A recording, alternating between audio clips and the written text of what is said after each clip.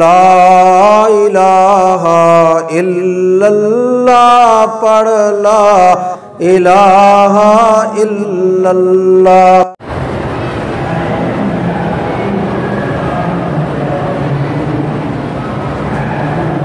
ایک عورت نے روزہ رکھا، دن کے 12 بجے کے قریب اس کو لگا کہ شاید ماہواری شروع ہو گئی ہے، روزہ توڑ دیا۔ بہرحال اس کو روزہ قضا کرنا پڑے گا، اس کے بدلے میں ایک روزہ رکھنا پڑے گا۔ اس کو گھبرا گئی نا کہ شاید مجھے ایام آ گئے۔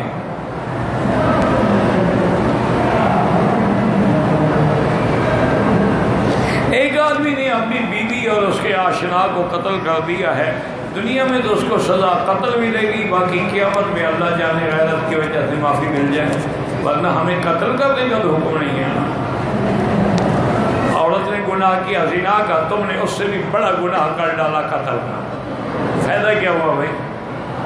طلاق دے دو، دفع کرو بس۔ دنیا میں تو سزا قتل کی ملے گی، باقی قیامت میں اللہ اگر اس کو غیرت کی وجہ سے معاف کر دے۔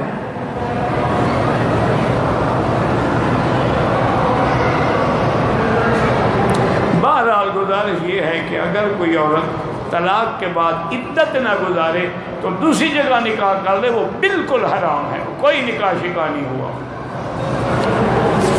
انا للہ و انا الیہ راجعون۔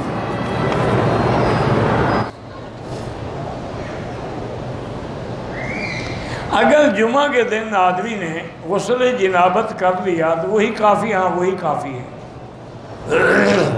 بلکہ ایک روایت بھی ہے کہ من غسل واغتسل ثم بکر، جو آدمی خود بھی غسل کرے، بیوی کو بھی غسل کرے، یعنی جماع کرے، اور پھر صبح صبح غسل کر کے جلدی مسجد میں جائے تو اس کے گناہ اللہ معاف کر دیتے ہیں۔